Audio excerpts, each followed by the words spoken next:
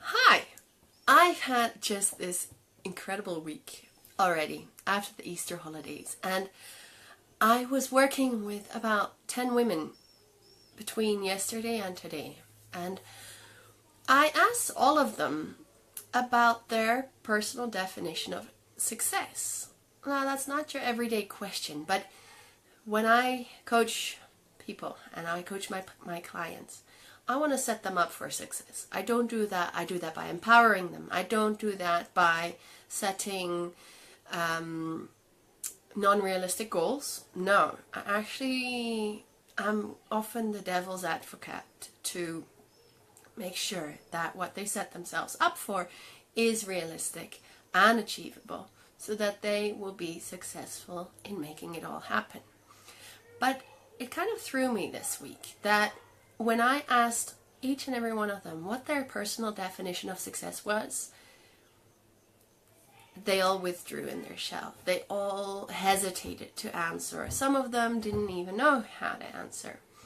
Yet, that made me wonder, I thought if this group of women is struggling, then there's a lot of you out there who are also not able to answer that for yourself. But you know what? How will you make change happen in your life, or how will you transition into a new place without knowing what success looks like for you? You know, success, it doesn't need to be huge. It doesn't need to be a huge achievement. You know what? Successful people, the reason that they make things happen is that they have a clear vision.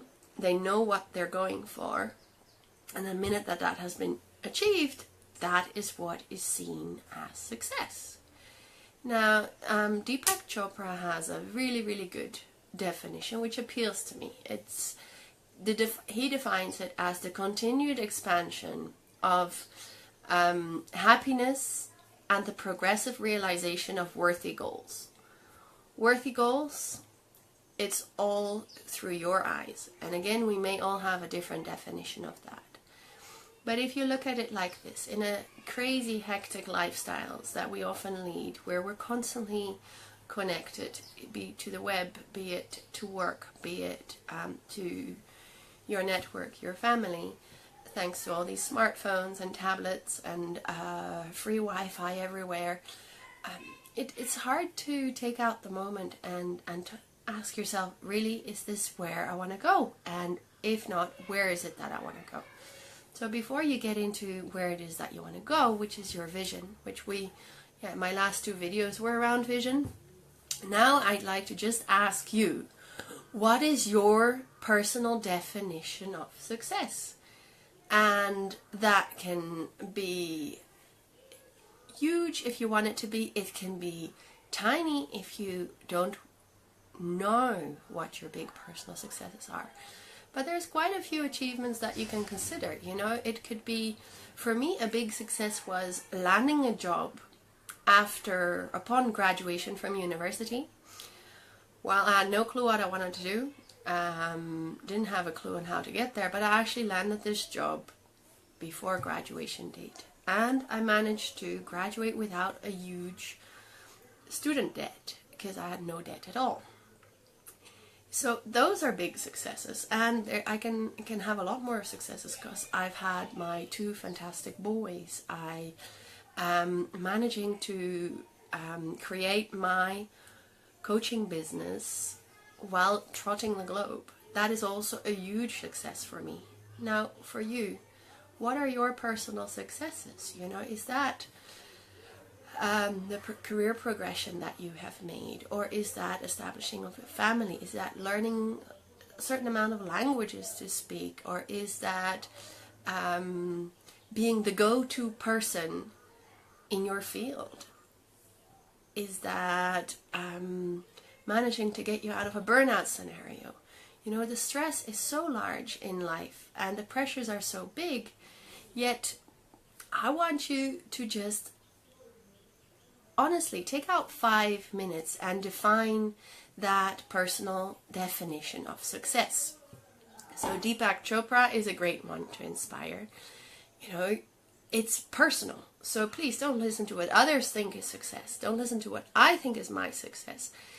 Look at your own experiences in life and look at your own life direction, where success so far, for you to guide and propel it forward and say, okay, you know what? When I create this vision for myself, this is what success means. And this is when I'll be happy. This is when I'll be fulfilled. This is when I feel that I've achieved my ambitions and set out to do what I've always wanted to do.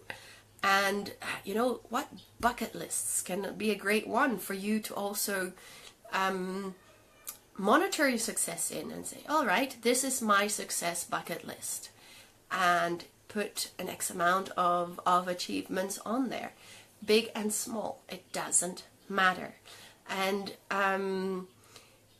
you know, you want to fill it up in such a way that you're proactive, that you've got the control, that you're not handing over the control to someone else. Because if you hand over control to a third person or a second person, you are not going to be able to influence that success rate.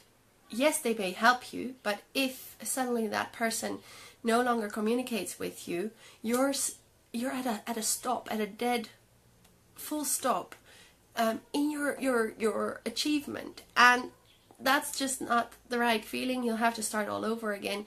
So be proactive, have the control, and be engaged. You know, you're practical. You're practically engaged so that you can make this happen.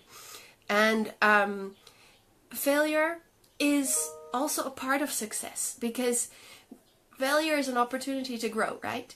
And if you didn't manage it the first time around to make things happen, to assist the change or to achieve the change that you set out for you to do, then what's your second way?